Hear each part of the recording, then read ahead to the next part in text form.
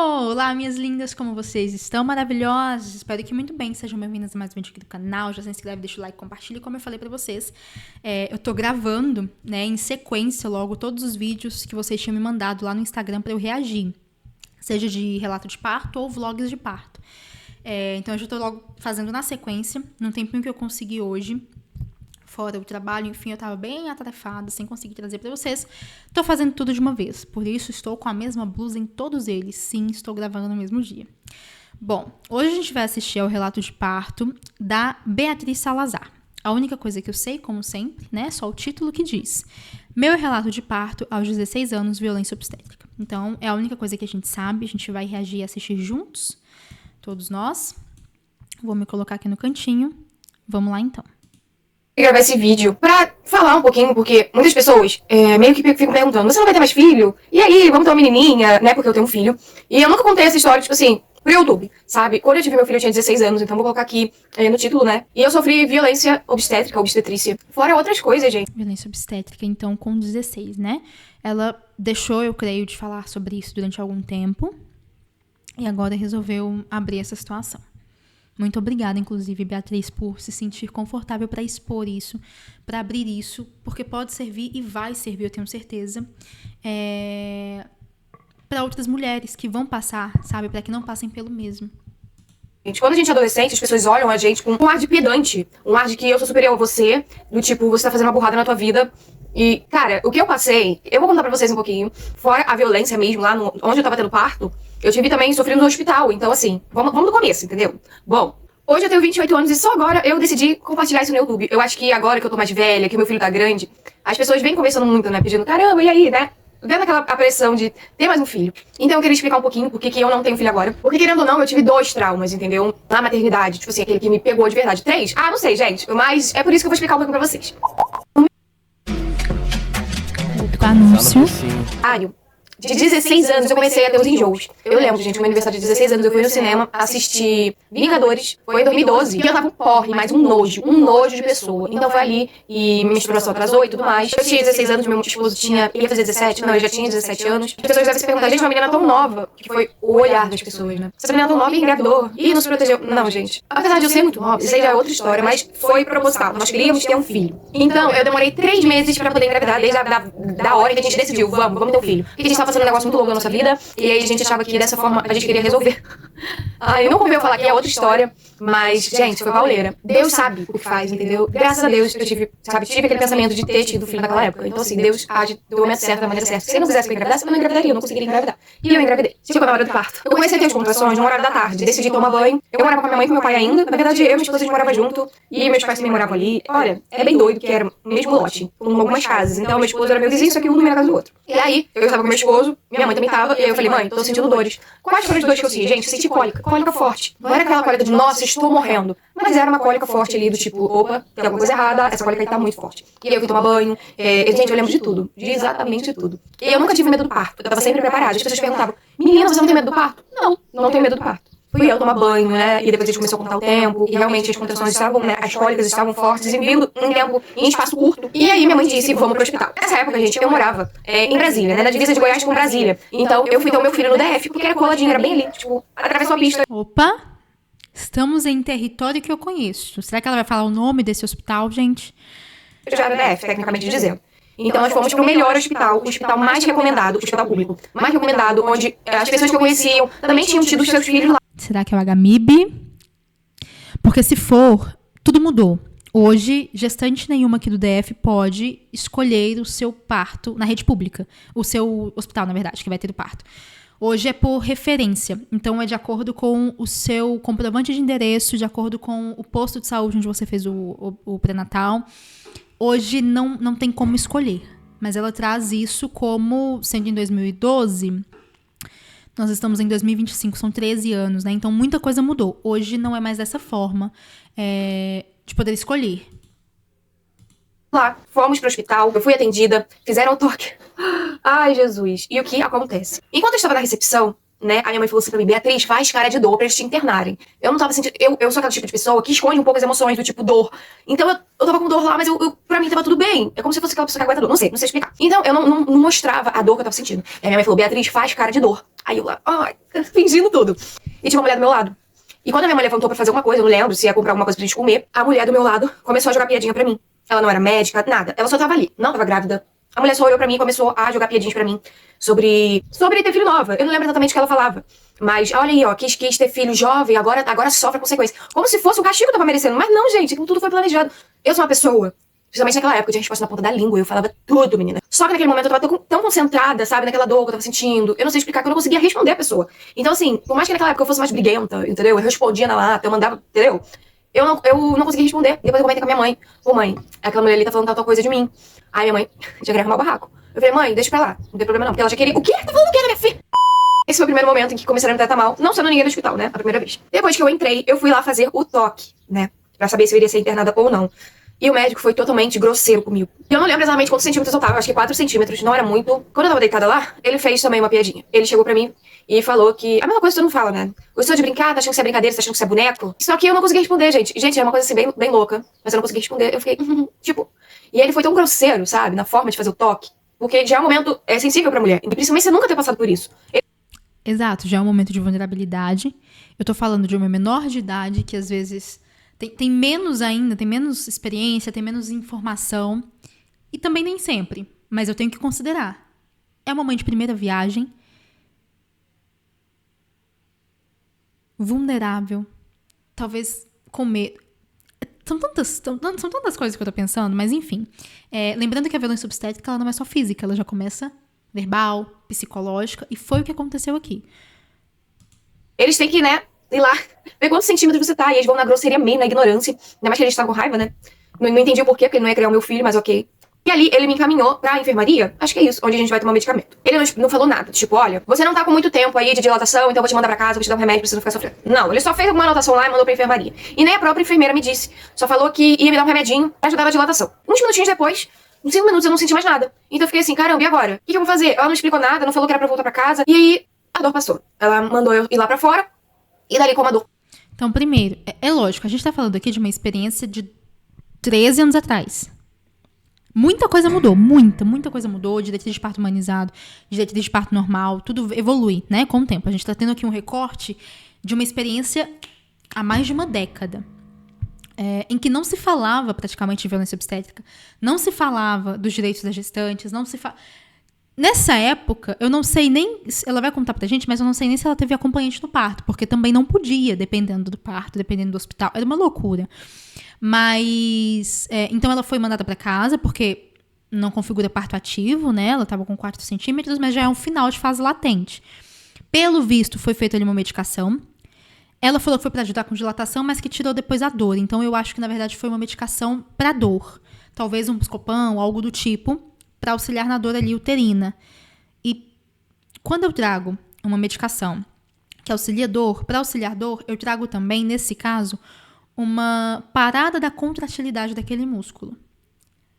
Então, muito provavelmente, eu também paro um pouquinho a evolução, ou retardo essa evolução.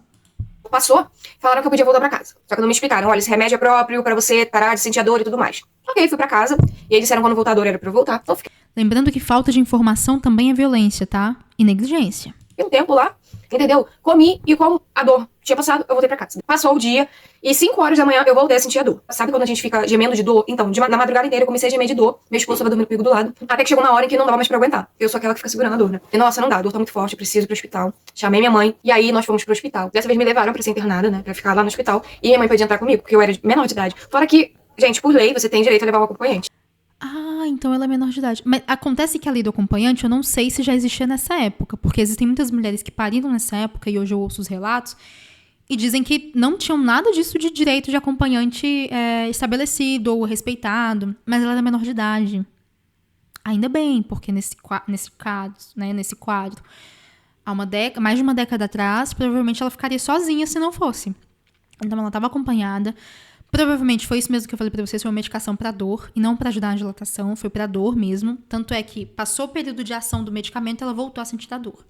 E por que retirou o burinador quase por completo? porque ela não está em fase ativa.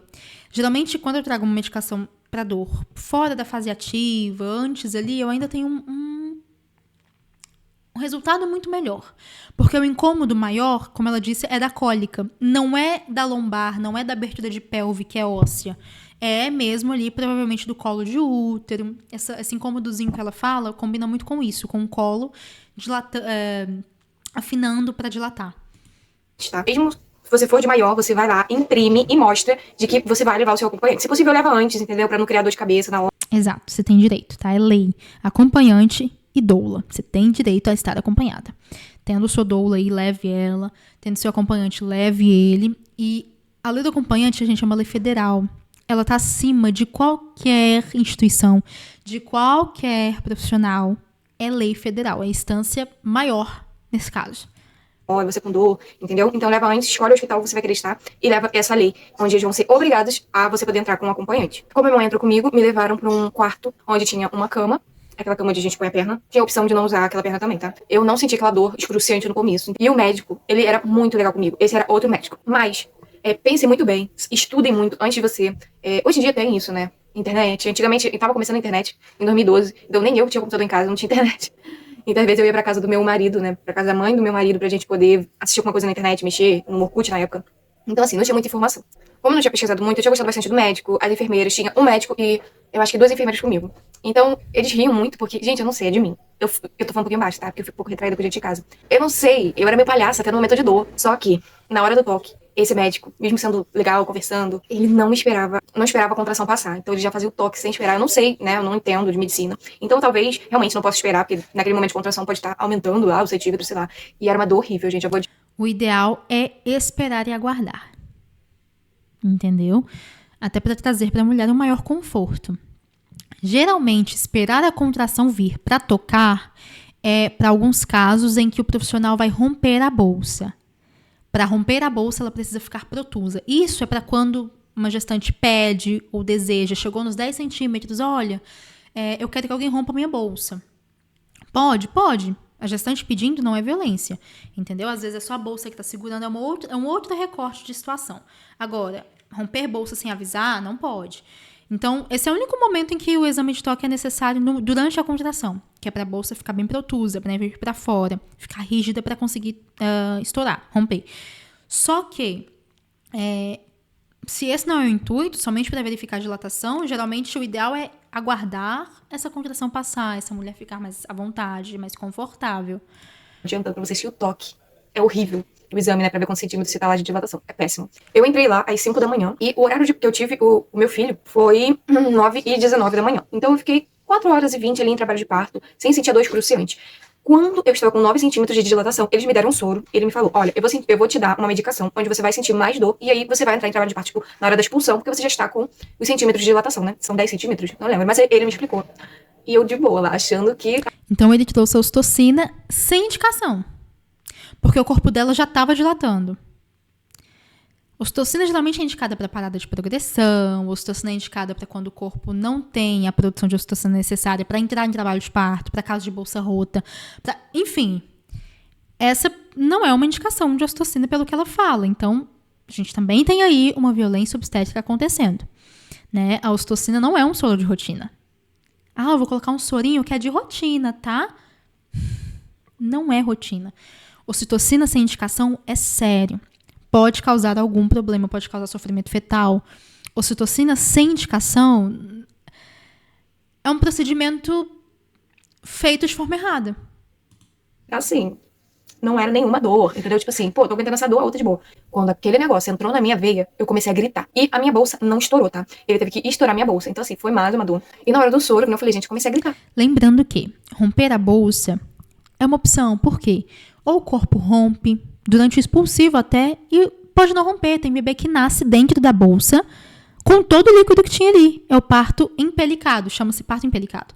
Então, se ela não pediu pelo rompimento da bolsa, não deveria ter acontecido, né? Não tinha sinal de sofrimento fetal que indicasse que talvez pudesse ter mecônio, e aí rompe para ver se tem ou não. E é tão incrível como o nosso corpo é, porque eu não conseguia fazer força. Ele continuou falando, vai fazendo força na hora da dor. Eu gritava, minha mãe tava do meu lado. Gente, aconteceu tanta coisa nesse período antes desse soro, que a minha mãe, quase mata o bebê. O que acontece? Hoje em dia eu descobri que isso é totalmente proibido. Isso, por lei, é muito grave, entendeu? Porque matam bebês. Enquanto eu sentia dor, minha mãe queria me ajudar. E aí ela ficava forçando a minha barriga. Isso não pode, gente. Não pode, porque isso pode matar o bebê. Uma manobra de Christeller, né? A manobra de empurrar a barriga e ajudar. Mas o que aconteceu, provavelmente? Talvez a sua mãe, Beatriz, quando ela foi ter bebê, talvez naquela época tivessem feito essa manobra e ela pensou ser uma manobra rotineira que ajudasse, porque é sempre esse o discurso: eu vou ajudar o seu bebê a nascer, eu vou ajudar você a parir. Para toda violência há uma explicação bonita, ou então há uma explicação para tentar te reprimir e trazer medo. Eu vou ajudar seu bebê a nascer, tá bom? Vou empurrar aqui. E talvez fosse isso que sua mãe conhecesse como normal, porque talvez na época dela fizessem. E era muito comum, gente, manobra de Christeller, assim como a episiotomia era muito comum, né? Então ela fez ali, creio eu, que no intuito de ajudar mesmo, né? Talvez ela, talvez lembrou, poxa, na minha época disseram que isso era pra ajudar o bebê a nascer, então peraí que eu vou fazer pra ajudar a empurrar. E não pode, tá? Manobra de Christeller tem riscos enormes, inclusive de rotura uterina. Mas assim, não foi por muito tempo não. Ela tentou, mãe, você tá machucando. Ela parou. Porque ela, ai meu Deus, sai, eu quero ver minha filha sofrer. Foi muito engraçado. Nessa cama, ela tinha movimentos. Então você pode levantar, pode deitar, pode levantar a perna num negocinho. E aí, eu não lembro, eu acho que eu pedi pra ela levantar um pouquinho, pra eu ficar um pouco sentada. Ela começou a mexer as coisas, que a minha perna ia pra cima. Gente, parecia um filme de comédia. E a gente começava a rir. No meio da dor, eu ria e ela ria. Então assim, foi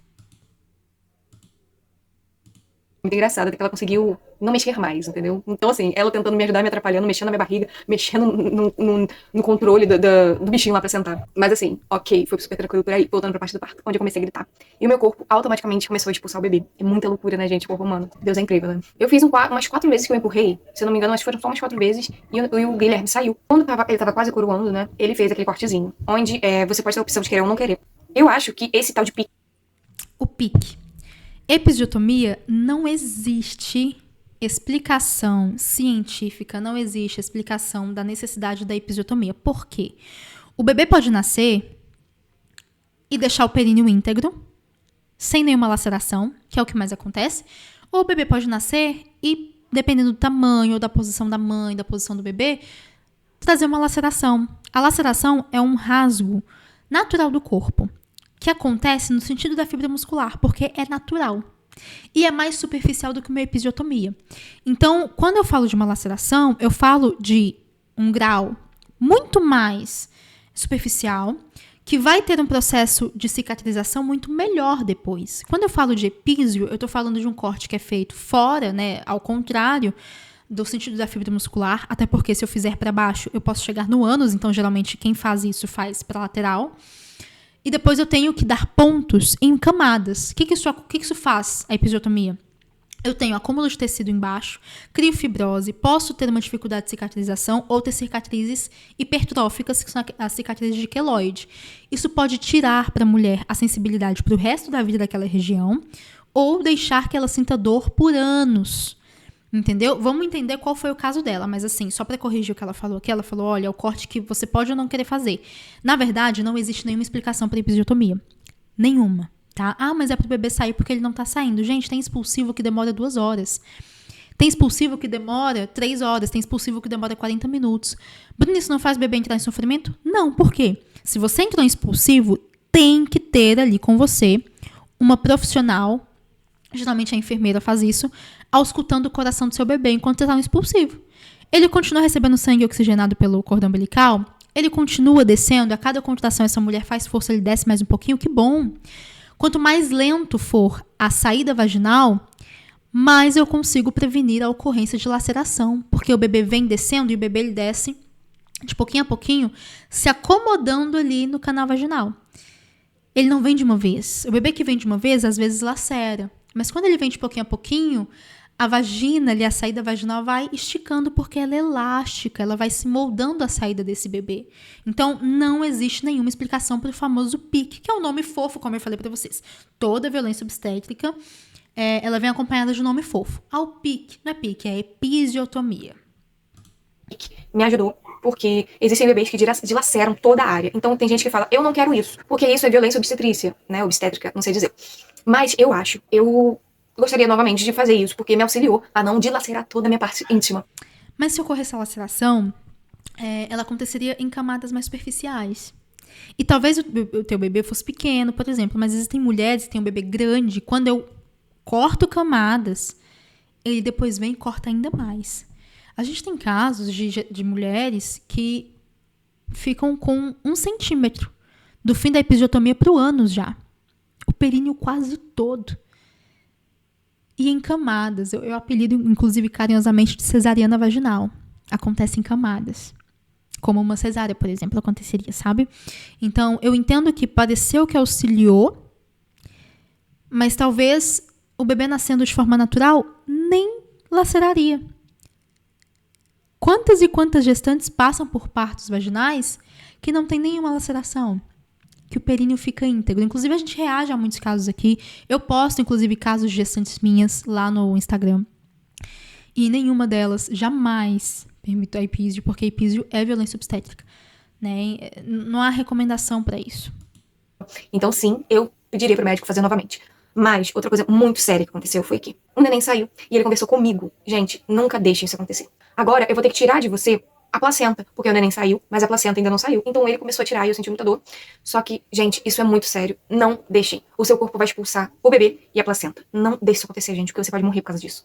E foi quase que aconteceu comigo. Eu não tinha ciência de nada, minha mãe também não tinha. Hoje em dia a gente sabe mais das coisas, antigamente não. Gente, depois daquela dor passou, não senti mais nada. O médico deve ter aplicado alguma coisa ali, porque na hora que ele tava costurando eu não tava sentindo nada. Conversava. Para costurar existe a anestesia local. Mas a retirada da placenta, o corpo mesmo vai expulsando e o profissional só ampara ela ali, né? Só segura pelo cordão e segura a placenta quando ela vem. Ela não conta muito, ela não abre muito. Será que ele tentou inserir a mão? Será que ele puxou? Porque não pode, inclusive, não pode puxar. Tem que esperar o útero expulsar, dequitar essa placenta. Por isso, inclusive, após o parto, é aplicada ali. Você recebe uma injeção de ocitocina intramuscular para ajudar na dequitação dessa placenta mais rápido, ajudar o útero a começar já a involuir, voltar ao tamanho original, ajudar para que os coágulos sejam enviados, né, mandados embora para limpar ali a região uterina e ajudar prevenindo hemorragia pós-parto. Com ele e tudo mais. E eu fui para um quarto. Nesse quarto tinham outras mães, tá? Quando eu tive meu neném, foi um quarto só pra mim. E a porta foi aberta, então assim, uma ouvia a outra mãe gritar. Pra vocês por alguns segundos, pra mim por algumas horas, vocês vão notar que tem algumas coisas no meu rosto. Eu aumentei bastante o blur, mas dá pra ver um pouquinho. Bom, se você quiser saber, é jato de plasma e sempre tem gravado aqui no canal. Vambora pra parte que eu parei, né?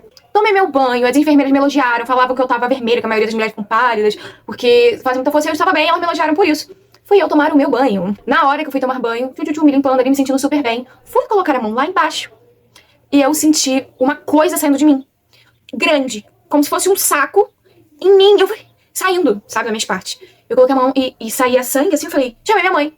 Mãe, o que é isso? Aí ela olhou assim, assustada, tentando manter a calma, e chamou a enfermeira. A enfermeira veio, olhou e falou, caramba. A enfermeira começou a ficar apavorada. Isso é seu útero.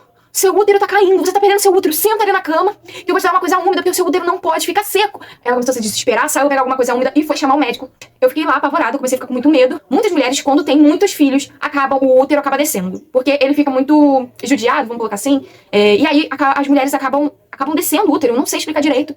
E aí a enfermeira cismou que era o meu útero que tava descendo. E ela correu pra chamar o médico. E adivinha quem era o médico? Sim, gente. Era o médico que me tratou mal lá no comecinho, sabe? Quando eu fui fazer o primeiro toque lá, que era aquele que falou mal de mim. Então, ele chegou, viu que era eu, fechou a cara. E ele simplesmente, né? Eu mostrei pra ele, abri as pernas, ele pegou e fez assim, ó.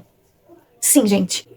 E eu estava com os pontos, entendeu? Eu estava com pontos, onde a pessoa deveria ser mais delicada, mas ele pegou e obviamente não inflamou, claro, né? Mas eu não sei o que ele fez lá. E eu gemia de dor, gente. Eu sentia muita dor. E a cama onde eu tava ficou ensopada de sangue. Eu fiquei cheia de sangue. E o que era aquilo que ele tirou de mim? Ele tirou meu útero? Não, gente. O que tinha dentro de mim era resto de parto. Os coágulos, né?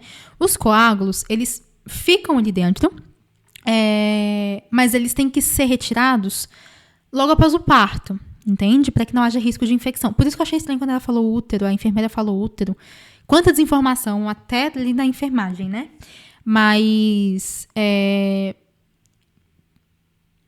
os coágulos, eles têm que ser retirados logo após o parto. Então, no momento ali em que o médico finalizou o parto, em que a placenta saiu, os coágulos também têm que vir.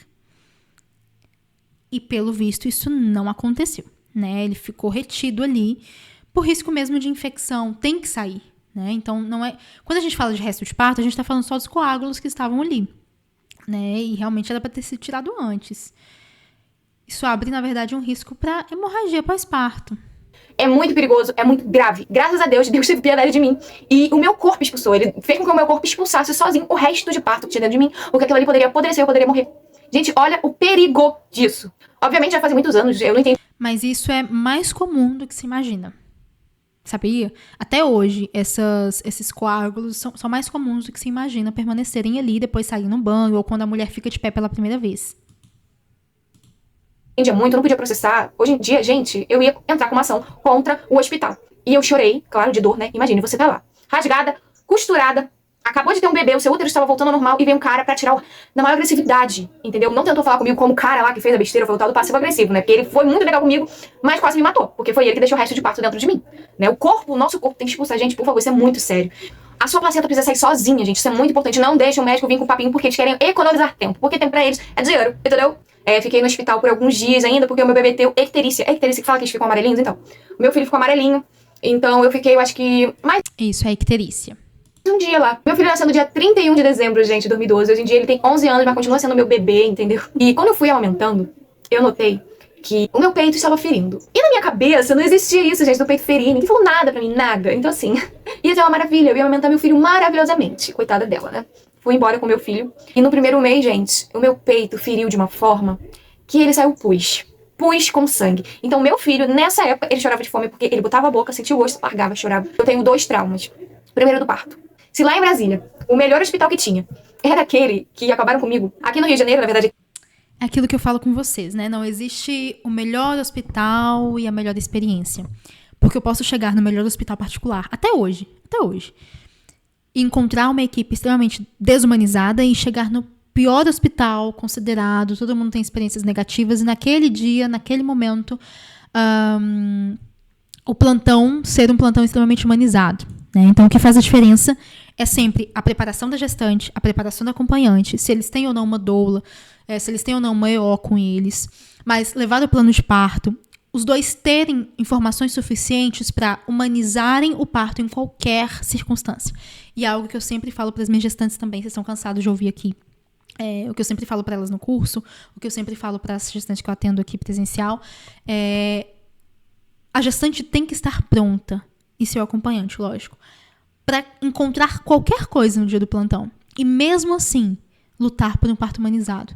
Entender dos seus direitos, entender de que leis asseguram isso, entender o que é humanização, o que não é, o que é certo, o que é errado, o que é violência, o que é negligência. Isso é importante.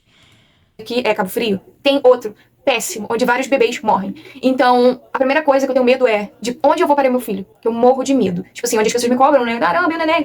Gente, eu morro de medo. Obviamente, hoje eu tenho consciência de várias coisas. Então, o relato de parto vai até aqui o que a gente estava querendo ver. Mas assim, Beatriz, eu espero fortemente que esses traumas e essas situações sejam ressignificadas com o tempo e que permaneçam as lembranças e memórias boas, porque, lógico, foi muito importante você trazer isso à luz. Eu tenho certeza que isso vai chegar a muitas gestantes, a muitas mulheres, enfim, que estão se preparando para que não passem pelo que você passou, para que busquem informação.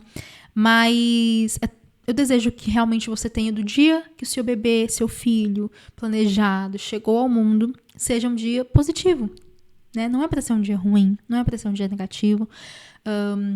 E de verdade, se você tem vontade, desejo de ter mais um filho, tenha. Não deixe que a experiência negativa que vieram com você e que você vem trazendo há muito destrua um sonho, se esse for o teu sonho, se for tua vontade de ter mais um. Prepare-se, estude o processo, prepare quem vai te acompanhar, tenha seu plano de parto. Se possível, tenha uma doula contigo, tenha uma profissional para te acompanhar nesse processo. Se possível, tenha então uma equipe para você, sabe? Tenha a tua obstetra de confiança, mas é possível, sabe? Não permita que o erro de pessoas ruins destruam algo que você deseja, se for o teu desejo, né? Porque talvez não seja, mas se for, vale a pena ressignificar esse processo, sabe? Eu sei que não seria fácil, mas enfim. Fica aqui para vocês, né? O relato da Beatriz, deixem uma mensagem de carinho para ela. Que fique também, que sirva de, mais uma vez, né? De um exemplo de como as violências podem se mostrar, de um recorte de como as violências podem aparecer e surgir para que você esteja preparada e não passe por isso, para que você prepare seu acompanhante, mostre a quem vai te acompanhar, assista esses vídeos junto com ele ou com a sua acompanhante de parto, para que eles entendam que às vezes a violência aparece velada, às vezes a negligência aparece velada, e entender como reagir nesses momentos é muito importante, tá certo? Um grande beijo e até o nosso próximo vídeo aqui no canal.